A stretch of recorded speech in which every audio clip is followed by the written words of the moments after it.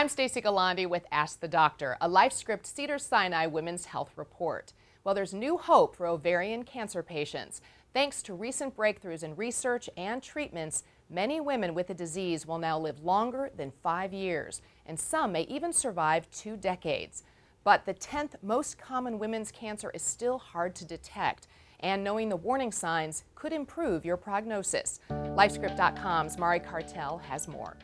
Kelly Sargent's mother, Nanci Sargent, had all the symptoms of ovarian cancer, but didn't know it. My mom did have symptoms of ovarian cancer, but at the time she wasn't aware of the symptoms. If she had known that her breakthrough bleeding, bloating, constipation, and back pain were signs, she might have gotten treatment earlier. There's such common symptoms, which is the difficulty of diagnosing ovarian cancer coupled with there not being a test. Kelly says Nanci stayed in denial, having already survived stage 4 Hodgkin's disease, until her problems escalated and couldn't be ignored any longer. She initially went to her regular oncologist that she had for Hodgkin's, and who then recommended her to Dr. Beth Carlin, who had made the definitive diagnosis and surgery. Dr. Beth Carlin, director of the Women's Cancer Program at Cedars-Sinai Medical Center in Los Angeles, has heard that scenario before. The doctor says women just aren't clued into the signs yet. But they are progressive and persistent. So if you have them every day, and you know your body, and it's sort of getting worse day in and day out, over even just 2 weeks, and it's not going away, and your pants are fitting a little tighter, you should probably call your physician and say, you know, something's going on. Lives are being extended every day, and more importantly, the quality of life with the disease has been significantly improved. Back in the 80s, the median survival, the average length someone would live with a diagnosis of ovarian cancer was about 2 years. Now I can proudly, happily tell you that I have many patients who I've fondly cared for over 1 to 2 decades, despite being diagnosed with stage 3 or 4 ovarian cancer. While we can test for breast cancer and cervical cancers, the screening of ovarian cancer is still a big challenge. The real holy grail, the real golden ring for ovarian cancer is going to be a way to find it early. And we still, while we've made some strides, we're still really not quite there yet. Sadly, Nanci Sargent lost her battle with ovarian cancer in April of 2008 after an 8-year struggle.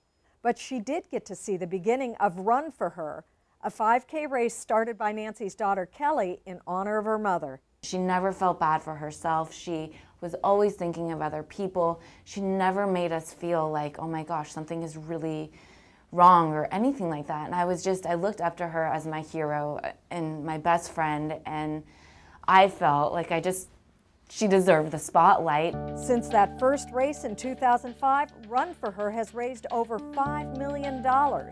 You know, this just gave her so much excitement and hope, and she lived off of hope because, you know, as long as there's that, then, you know, anything is possible. From Cedars-Sinai Medical Center, I'm Mari Cartel.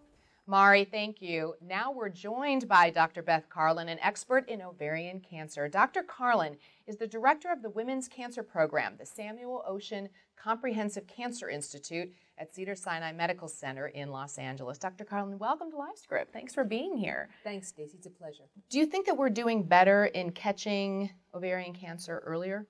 I think we still don't have a good screening test to offer women on an annual basis with like a pap smear and a mammogram. So we are missing most of the cases at an early stage, and the majority of women continue to present at late stage with stage 3 and 4 disease.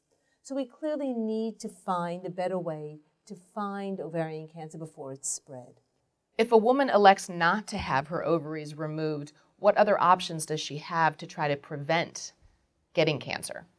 I don't think anyone in their right mind wants to just go in and have their ovaries removed, you know, or just have surgery for any reason. One thing that you can do that does seem to reduce the risk of ovarian cancer is take birth control pills. So in a younger woman who finds out she has a gene mutation, she's in her 20s, she's single, she doesn't want to have her ovaries out clearly, it would be very reasonable to take birth control pills.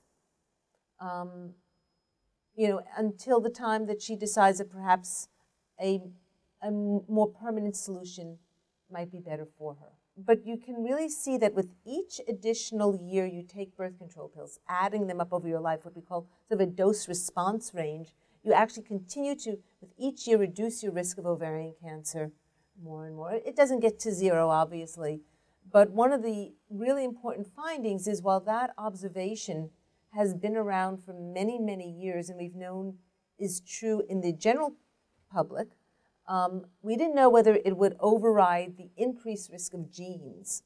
And indeed, even in BRCA carriers who are at high risk, those women, and these studies have been done well with sister pairs, and one took pills and one didn't, really does reduce the risk as well. You know, I find fascinating is that you've been able to really pinpoint now the source, perhaps, of where ovarian cancer is originating from, and that would be in the fallopian tubes? Well, the native lining, the native epithelium of the fallopian tube is that serous epithelium that becomes malignant. And now that we can see that and know that, we can begin to look at the genes in the tube, the genes that are changing, that could be the origins of ovarian cancer, and how it's spread, and get some better insights into prevention. What are the questions to ask your doctor if you feel that you are at risk for ovarian cancer?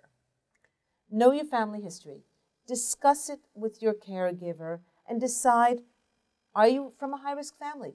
Should you have genetic counseling, genetic testing, to see if indeed you've inherited a mutation, an alteration, one of the BRCA or BRCA genes? Those are the women who should have ovarian cancer screening because they're at a higher risk.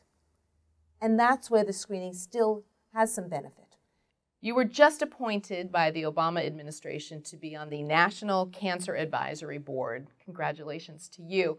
What is your role with this board? The NCAB, or the National Cancer Advisory Board, is a White House appointment to serve on a committee that is advisory to the director and of the National Cancer Institute, to the Secretary of Health and Human Services, and to the President with regards to the portfolio of research that's being done and some of the unique projects that are being undertaken. What do you hope to accomplish as a board member? I'd like to help guide this country with enormous resources, enormous talents, to really look at what are some of the best directions to be really focusing those talents and goals to improve cancer care in the U.S. Dr. Carlin, thank you so much for joining us. Now, for more information about ovarian cancer, visit our Women's Health Center at lifescript.com and Cedars-Sinai at cedars-sinai.edu. This has been Ask the Doctor, a LifeScript Cedars-Sinai Women's Health Report. I'm Stacey Galandi.